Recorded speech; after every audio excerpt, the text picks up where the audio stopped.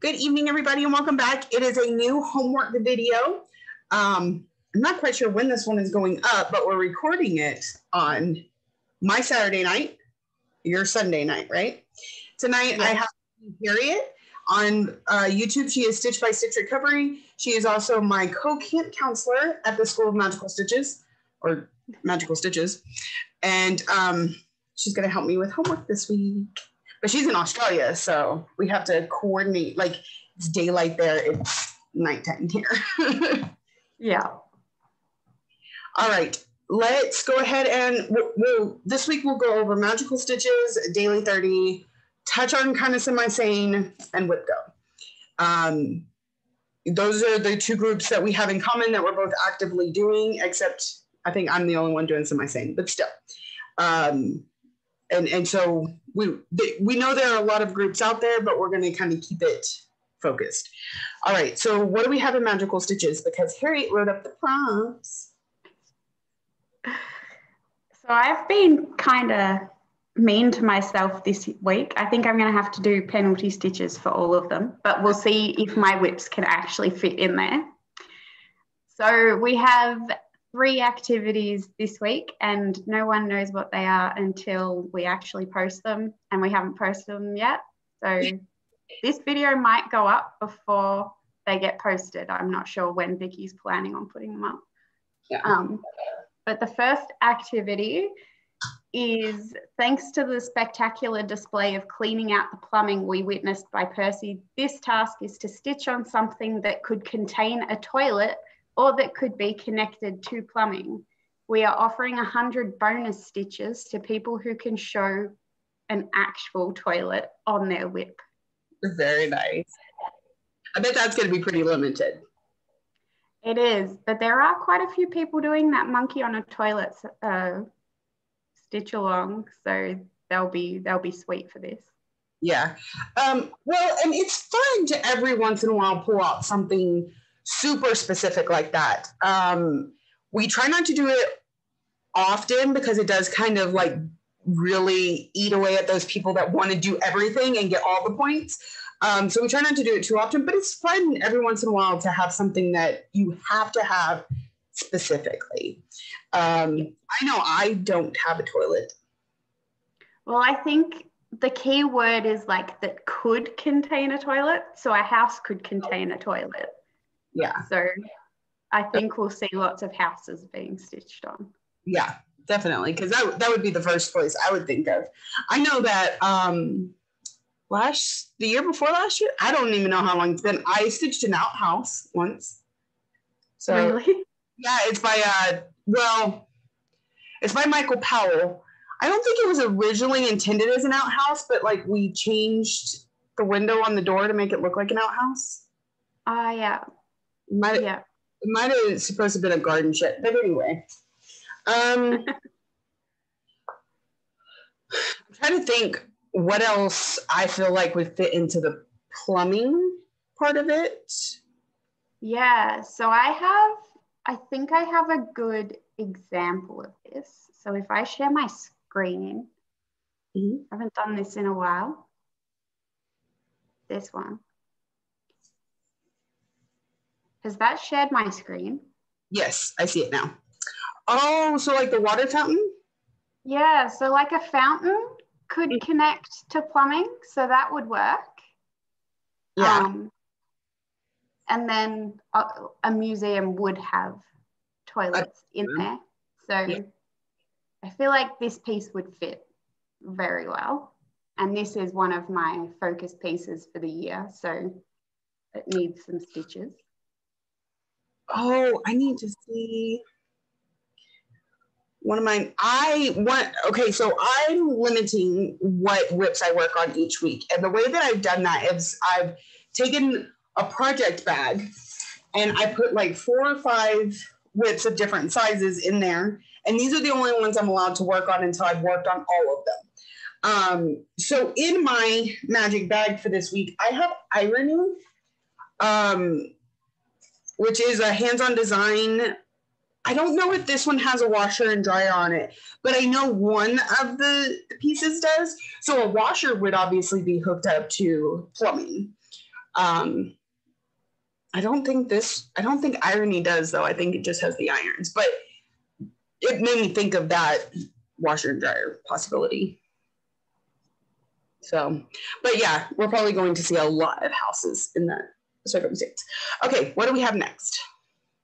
So the next one is to help celebrate the Hermes Cabin's win in Capture the Flag, stitch on a whip with a flag on it.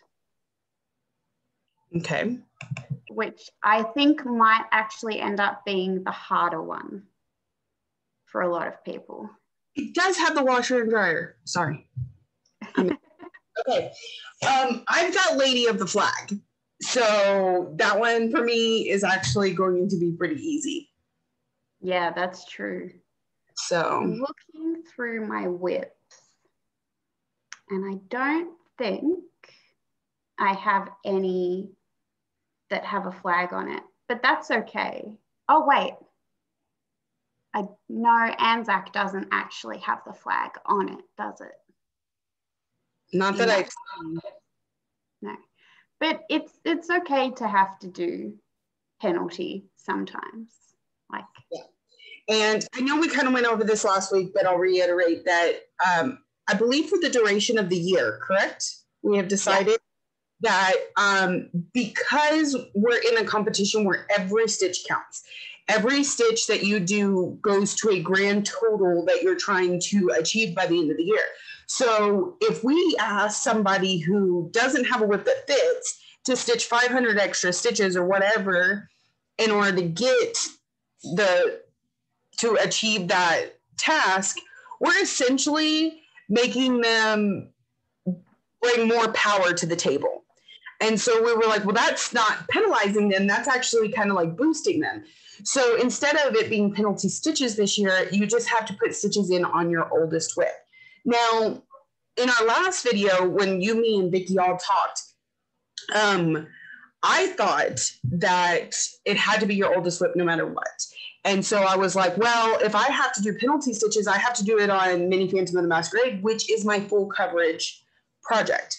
But now I think we've decided if that's already declared in that area, I can go to my next oldest piece, correct? Yeah. Yeah. So my oldest whip is Western Express, but that's my declared full coverage. So like yours is with Mini Phantom of the Masquerade.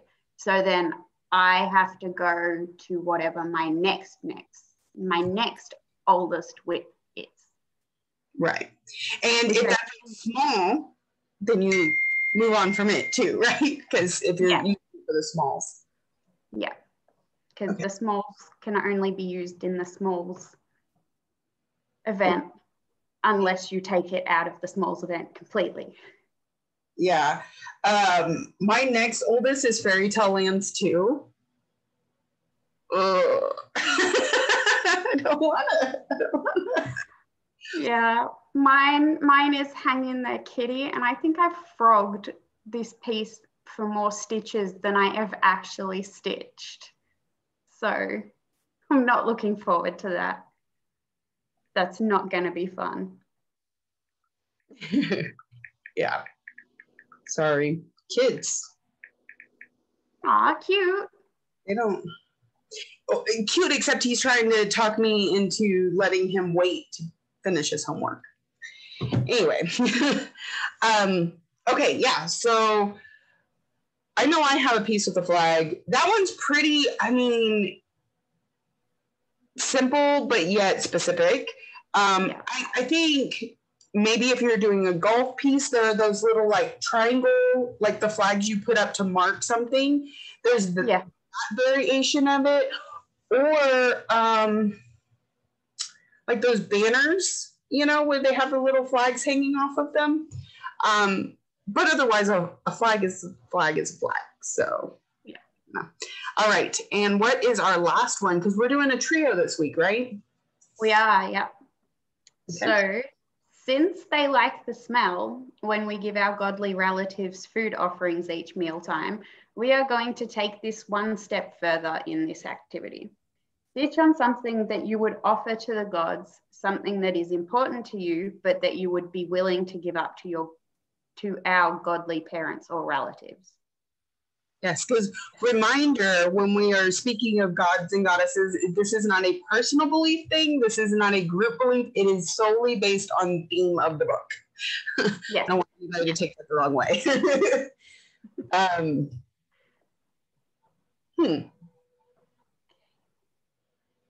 So I think any piece with like family or love, obviously that is something that if you had to sacrifice it would be difficult to part with. But you're saying something that you'd be willing to part with, right? Because maybe I won't sacrifice my family. So yeah. So I feel like I could stitch on the embroideress because I'd be willing to give them a cross stitch piece. Maybe but it's important to me, so it's still a good offering. Maybe hanging the kitty. That piece. Yeah. I'll sacrifice my laundry. No. Or maybe my washing machine, because if I'm not sure I could survive without it, but I'd be willing to sacrifice it. Another one of mine right now is epic Pokemon, and so maybe like having to sacrifice your favorite Pokemon over just anyone or something like that. Be sure and kind of explain that when you post it, because that's part of the fun, right? Is going through and seeing why did you sacrifice that, or why was it hard to sacrifice? Why did it mean so much to you? So, and why are we stitching a trio? Only 3 prompts this week? Because the trio of Percy, Annabeth, and Grover set off on their quests this week. Yay! Good luck to them. Yeah. I haven't been quite hard yet, but I'm excited. I am reading a little bit slower because I'm only reading on my days off a chapter each night to the kids, but I'll be sitting there reading and Lexi will just bust up laughing, and I look over and she's like, what? I can picture it in my head, and it's funny. It's very much made for middle age and high school. Adults can enjoy it, but it was made for them, so it has a lot of comedy in it, the way that it's written. So it makes it a really fun read. I know that there's been several comments in the chats and stuff where people are just tearing through the book. They're really enjoying it, and that's fun to see. Because we're just as much about encouraging reading as we are the stitching. Although the two are hard to do consecutively. They are. Because I don't mind listening to audiobooks, but some people struggle with that, or there's something about sitting down with a book. When I first started reading to the kids, I was reading it on my tablet because I had it as an ebook. And when we went to the library the other day, I finally just picked up an actual hardback copy because it's just so much nicer. Yeah, and there are some really gorgeous box sets of the books that are just so pretty. But yeah, I've been getting into the audiobooks, but I found if I'm concentrating on my stitching, then I miss something that happens in the audiobook, and half an hour will go by and I'll be like, oh, what's happened? How did we get here? And yeah, I don't have that right rewind. If my hands are busy, I can auditorily listen better. So I tend to listen to audiobooks when I'm stitching, driving, or cleaning, because I'm busy and I'm focused without having to turn my ears off, basically. So but then I can watch TV and stitch, and so that's what I have been doing. And I just finished the Criminal Minds, and I'm back on Doctor Who. So I also highly recommend Bridgerton. I know that's the talk of the town, but I loved it. Yes, I tried to stitch through Bridgerton, and I just got so engrossed, and I was just like, just for a whole afternoon. I started watching it at 2 p.m. my time, and it got to 1 a.m. and I was like, I only have 2 episodes left. I'm just gonna watch them. So yeah. Okay, so that was Magical Stitches. How many stitches are each of those? 400 each. 400. Okay. Yeah. I might actually do it this week. It lines up well with Zombie Run. Yeah. Well, it's not just that. I feel like because I'm sticking more to my rotation this year instead of, oh, well, I'll just pull this whip because if it's this homework, I'm trying to fit it the other way. I haven't been doing as well with that. So I actually haven't been doing that much homework lately, but that's okay too. That's okay. So well, I decided that I didn't want to overwhelm myself too much this year and have my stitchy bug disappear completely again. So I've just been focusing on those ones that are, apart from writing the homework, I've been focusing on the ones where like you just have to stitch a certain amount of stitches and then move on to what you're focusing on. Because I love the Zombie Run from Daily 30. I think that is like my favorite event I've ever had to do, apart from Stitchopoly, which I'm not doing this time around. But like having those 4 whips, I can just cycle through them and it's working really well for me. So I really like Zombie Run. I really like Scavenger Hunt last year for the same reasons. There's something about you can only work on these certain whips for it that has been highly motivating. And surprising for me, because most of the time when you tell me you have to do this, that's exactly the opposite of what I'm going to do. And so when they tell you you can only work on 4 whips, and the difference between last year and this year is you have to work on each one of the 4 within the month. And I would think I would, oh no, I can't do that. But I'm actually rather enjoying it. And what I've done is this week, I worked 4 days this week, and each night I've worked on one of the 4. So after tonight, because I'm working on Mine is the Trick and the Treat tonight, I will have this month's Zombie Run knocked out in the first week. And then if I pick it up throughout the month, then I'm just getting more miles in because we only need 5 this time. I'm human. Are you human or zombie? Yeah, I'm human because I don't like swapping every 200 stitches. I like seeing the more progress. Yeah. But yeah, like the reason I'm focusing on it is because I've got whips that I want to just, get done. And I'm using that to kind of motivate me to stitching on those whips rather than I think that's why I picked Lady of the Flag was because it's one that I want to get done. I want to display, but always seems to end up on the back burner throughout my rotations. Like I don't get very much done on her. And so this has really helped with that. And I am busting through some Anzac because of this. So I'm almost 50% complete. I was looking at my pattern keeper last night and I was like, that's impressive. It's so exciting. So so Zombie Run is the yearly in Daily 30. Again, Daily 30 is a closed group. So if you're not in it, you cannot get in at this time. They had it opened recently, but it's full again. But for those that are in the group, that's why we discuss it. And we kind of discuss how we can make things fit across multiple groups by talking about this group that we're both in.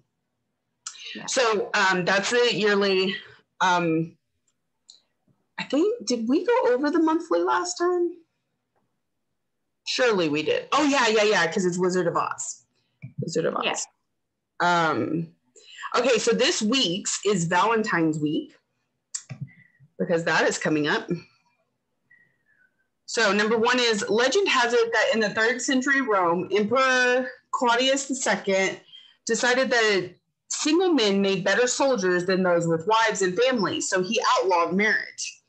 Priest Valentine, realizing the injustice of the decree, defied Claudius and continued to perform marriages for young lovers in secret.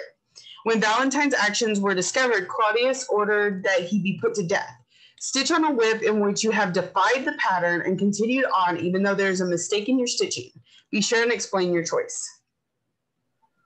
So this one's pretty easy because I don't know about you, but probably 90% of my whips have a mistake that I was like, I'm not frogging that out. We're just going to work around it. Yeah. Is there one in particular that stands out to you more than others when you just off the top of your head? I was going to say hang in there kitty, but I have frogs so much that it's like I'm trying to stick to the pattern. Probably.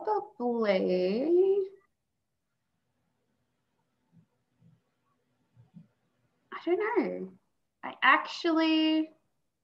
I'd probably work on my Western Express because there's so much confetti in that sometimes when it's literally only one stitch in a whole square that's one random color and I can't see a reason for it on the actual artwork, I'm just like, no, I'm just doing it in a color I've already got.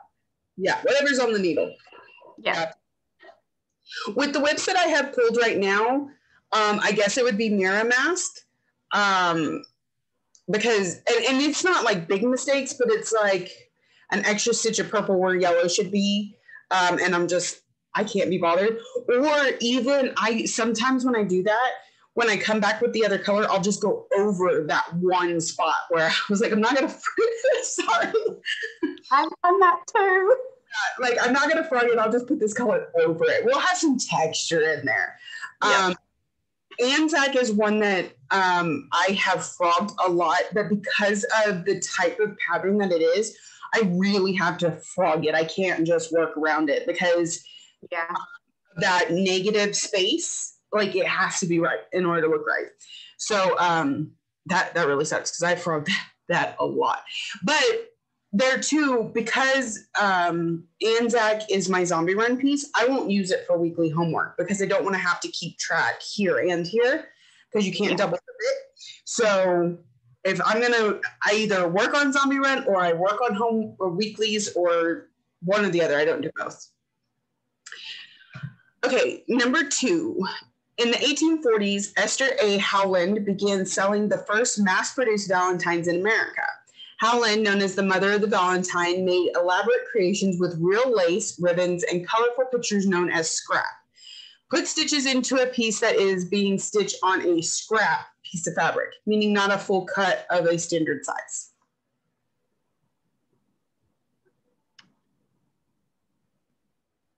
Is it bad? I don't think I have anything that's on a scrap. I have stuff that's on a scrap, just not in my active bag. I don't like cutting fabric. Mm-hmm. So I don't really tend to have any scraps. I'll use a whole piece and then just be like, oh, I should probably move that. I don't think. Like, for an example, one of mine would be Eat, Sleep, Stitch, Repeat. Because I had this whole piece of fabric of the month fabric, and I was going to stitch a Cricut Collection sugar cookies. Well, they're really long, but they're narrow. And so when I cut it in half, that other piece, well, if you're not using it for a Cricut Collection, it really, you're like, this is a specific size. Like, it doesn't fit just anywhere. But Eat, Sleep, Stitch, Repeat is such a small piece that I was able to make it fit on one corner of that cut off piece. So I've already stitched on it so far this year, but that is an example I can come up with. There have been times where I don't like trimming typically before I'm done with a piece. I used to cut everything, and then I found that sometimes then it won't fit on my Q-snap, and I'd rather use my Q-snap. So like my workplace, I have 2 of them on a piece of fabric, and I'll finish them before I cut it so that they'll fit on the Q-snap. So, but after I'm done stitching on something, when I trim the edges, sometimes I'll have enough for a small or sometimes even a medium size piece left over. Don't always start in the middle, because sometimes now you've got this thing that's this big on this big of fabric, but that's not enough to trim and use for anything. Yeah. In 1861, Richard Cadbury, son of Cadbury founder John Cadbury, introduced the first heart-shaped box of chocolate for Valentine's Day. He began packaging chocolates in fancy boxes to increase sales. Stitch on a piece that has something that is typically packaged in a box in the design.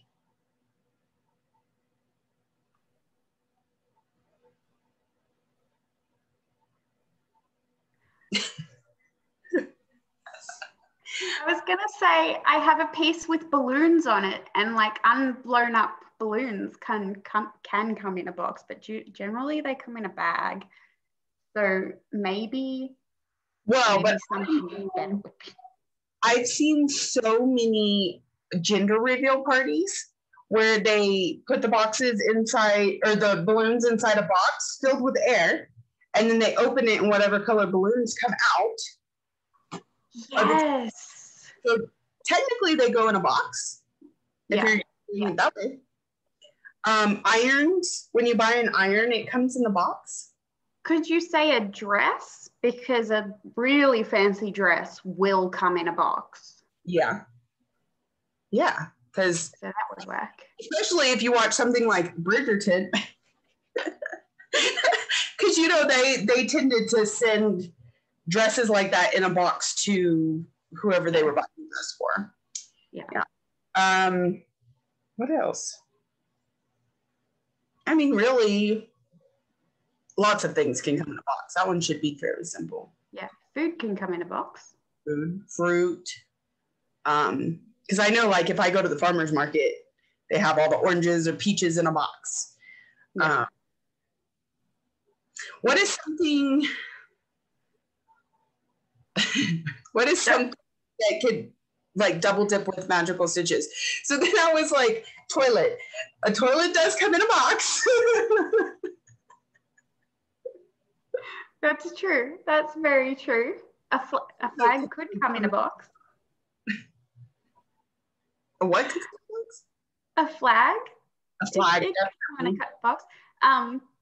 Okay, so this is, you'll see where I'm going with this. But a pet can come in a box. So you could have like a cat or a dog, because when you first get them, you have them in a box. Yeah, or a carrier. But yeah, well, and I mean, some people, when they give them for Christmas, they put them in the box. Yeah. Hurry, open this before it starts barking. Oh, I'm going to have to do that soon. Okay, let's see. The white dove association with love dates back to the Greek mythology. So that should cross over with Percy Jackson somewhere. Yeah. When the love goddess Aphrodite favored them because of their monogamous habits.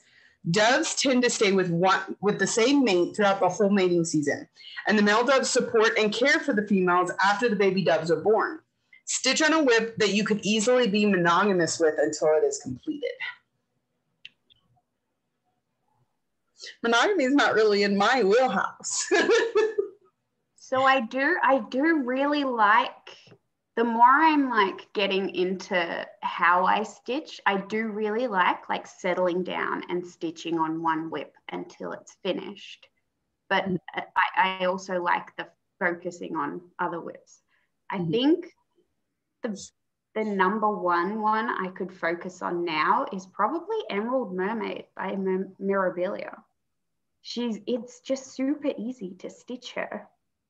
It just happens. First that comes to my mind is Anzac, because of one, it just seems to be stitching up really quickly. I'm having a lot of fun with the color changes because I'm setting them up myself. It's not something that's charted. And for whatever reason, like, it's kind of my go-to, but it's a zombie piece. So of the ones that I have for this week, it's probably January Wordplay. And that's because it's small enough that I wouldn't have to be monogamous for very long. So really, whatever your reason for being monogamous, whether it's because you really love the piece, because you could get it done quickly enough to not have to be monogamous, you know, whatever reason, it works. It's just whatever works best for you. And it says could easily be. It doesn't say have to be, because stitching on thing night after night just doesn't work for me at all. Okay, the symbol of the ribbon, which also adorns modern day Valentines, is rooted in the Middle Ages.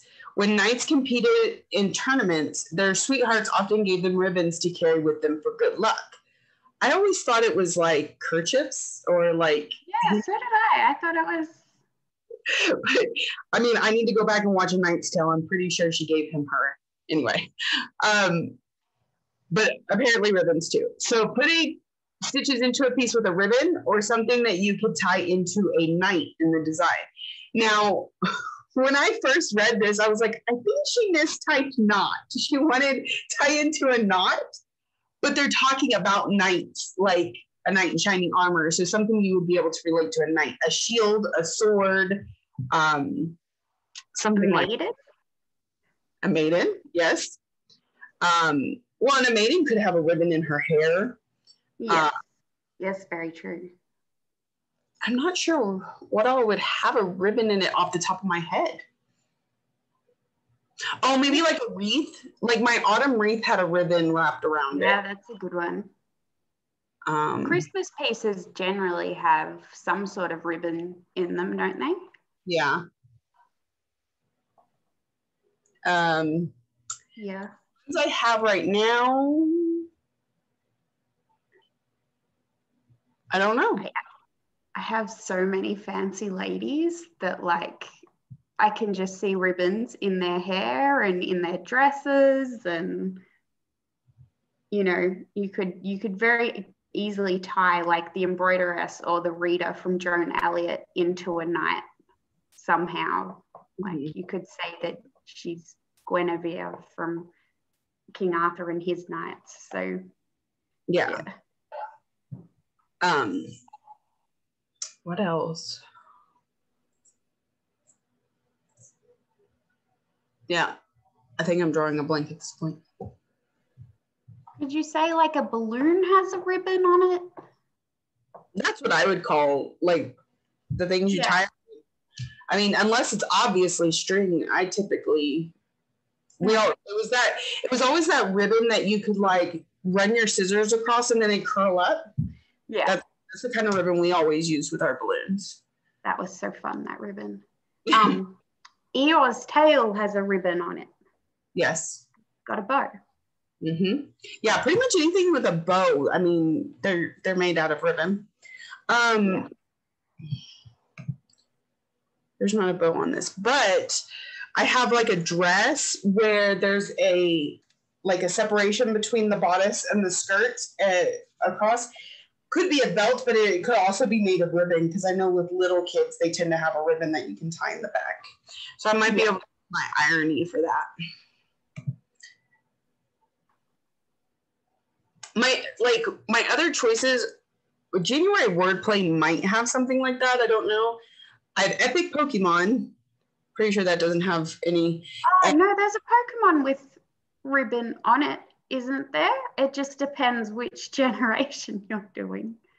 Gen 1. So I'm not sure. That one might not have.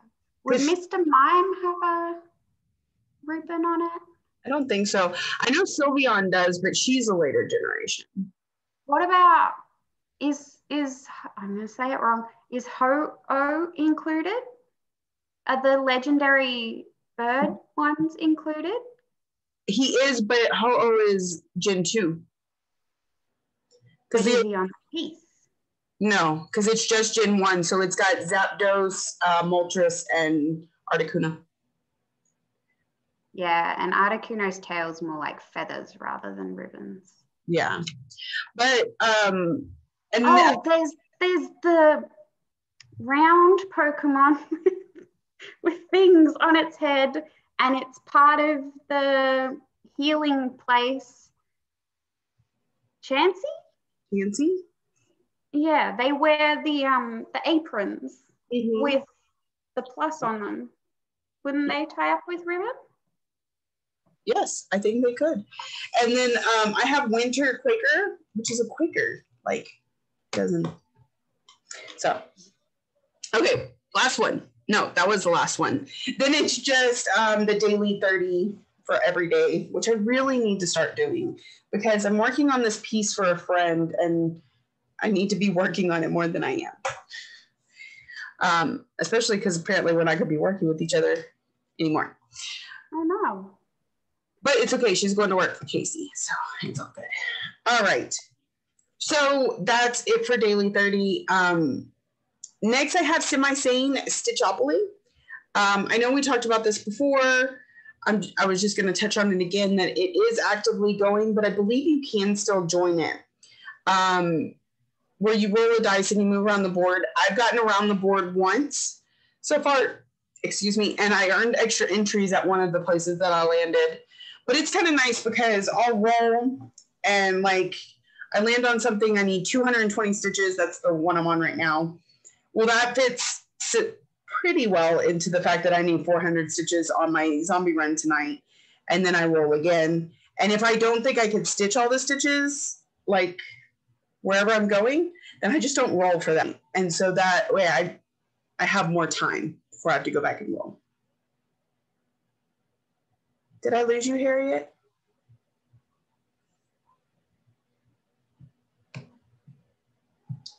I think my internet is acting up.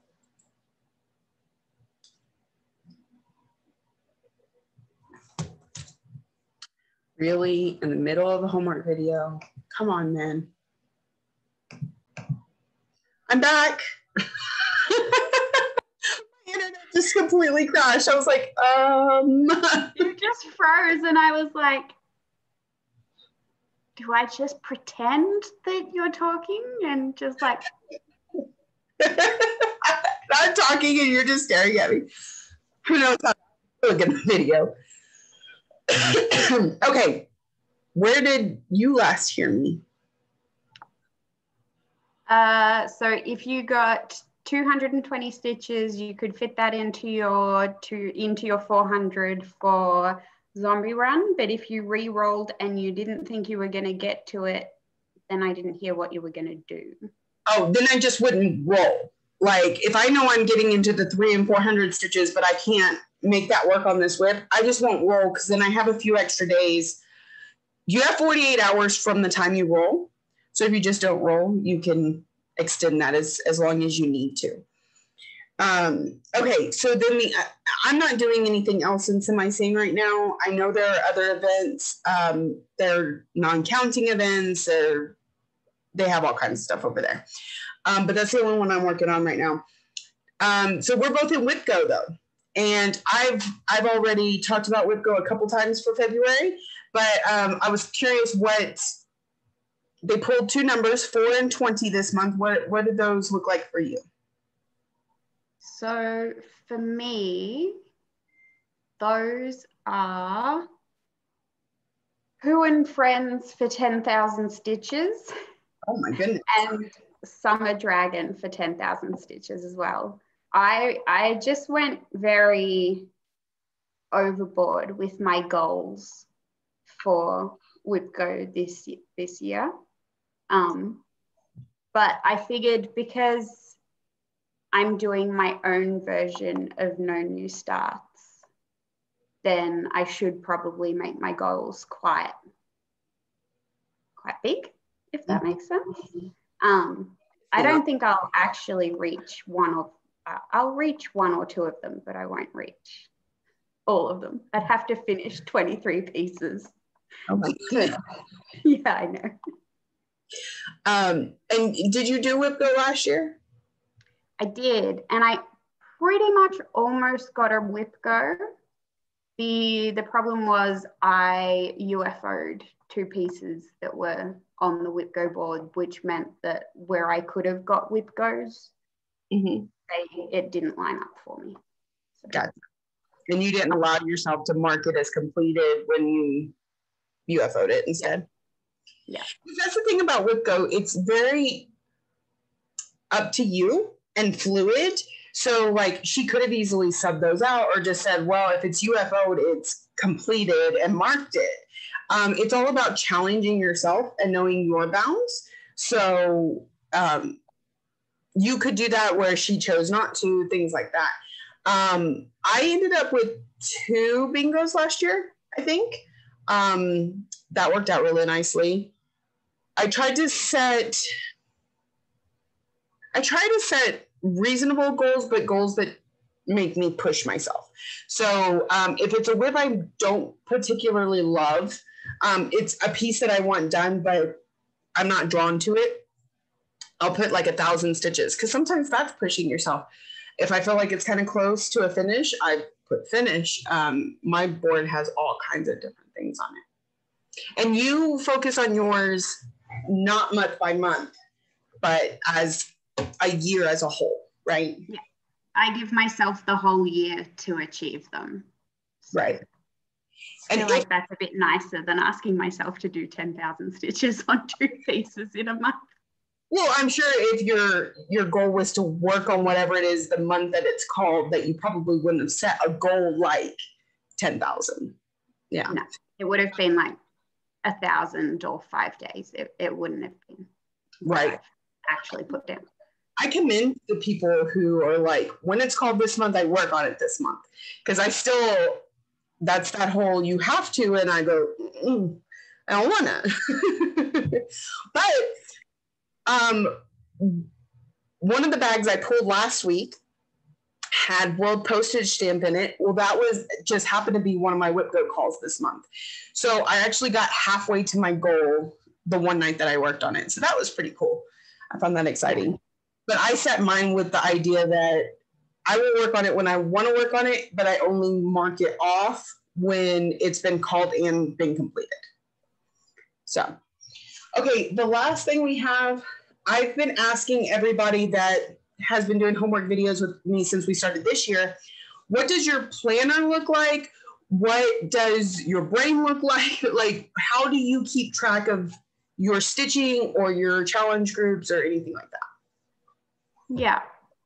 So I have like my official tracker that I will update once a week. And then I have, and this will probably end up giving people some anxiety, I have this little sheet of paper as my how much I've stitched for whatever I'm stitching for. So this was my zombie run tracking thing. But I quite like my spreadsheets, honestly.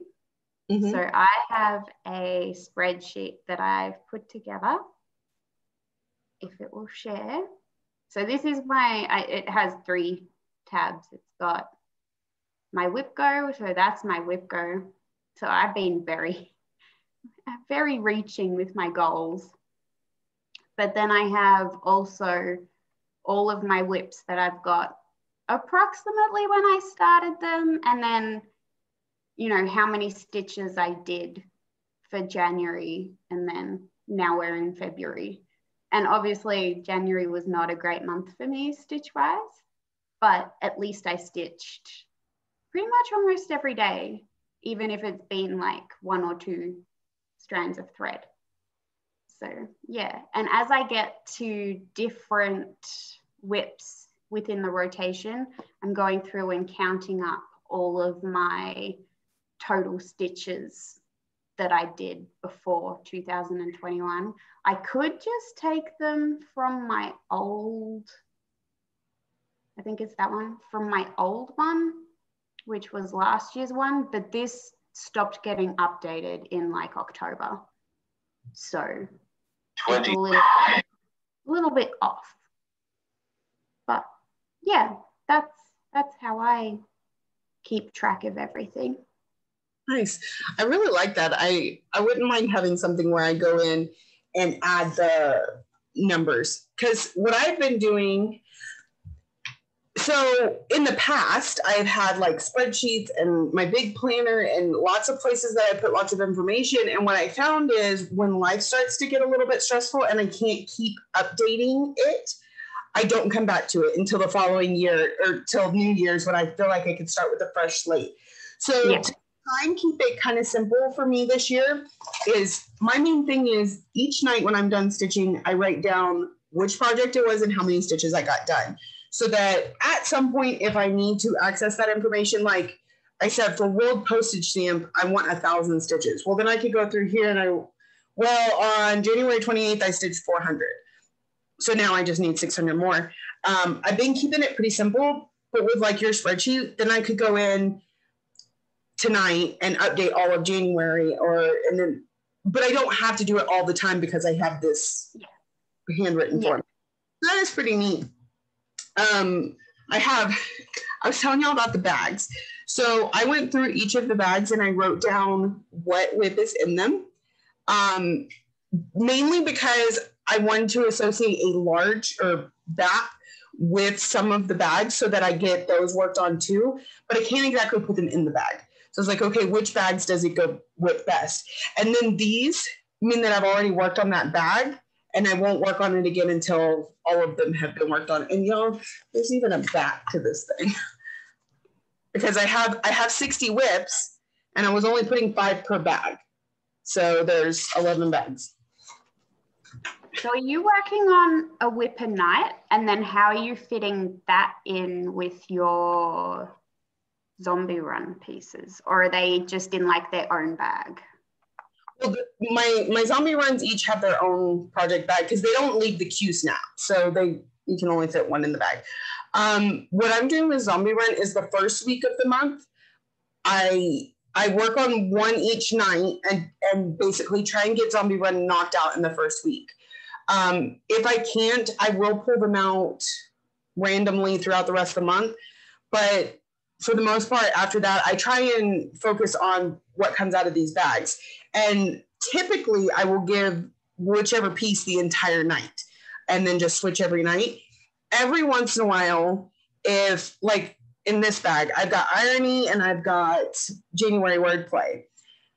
I'm only using January wordplay for one homework assignment. So if I get that homework assignment done, I may go ahead and switch to irony instead of giving it the whole night.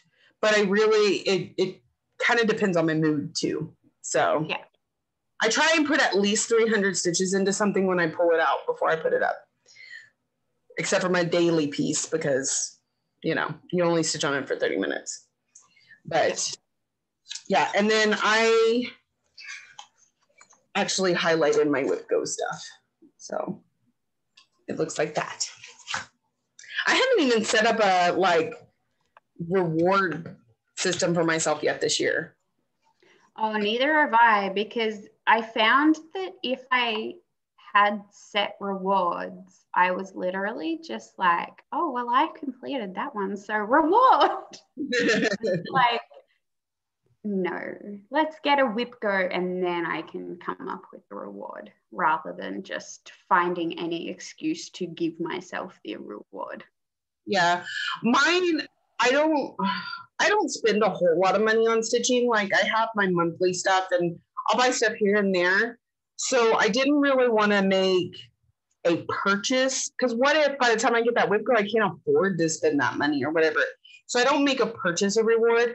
But last year I had a couple like Hades that I had already kitted up. And I was like, and I just told myself, no, you can't start it until you get the bingo.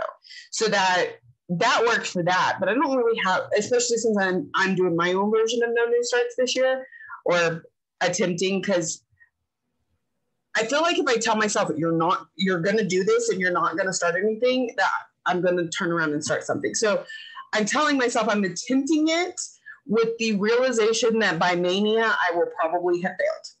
But that's okay. I at least made it to Mania, right? Yeah. And with the way things are currently going, it'll probably be later than Mania. But I don't know that I'm doing Mania this year, which is kind of weird for me because I've always done Mania. But I don't know. I'm not sure that I'm doing it this year. You could do like an amended version of the Blimey Cat method and like work on all your old Mania pieces on the day that you started them. But then instead of new starts, sub in working on a different whip or something. Yeah. Well, and the other thing that's different this year than prior years when it comes to Mania is that really until 2020, I worked on something every day without fail. Even when I was home, I would put at least a few stitches into something. And lately, I have just not had the brain power. So I'm only getting stitches done at work. And even then, it's half of what I used to get. So I don't feel like I can go full force into Mania knowing that there are going to be lots of days where I don't stitch. So I have heard of a new group. I joined it, but I haven't really looked around much.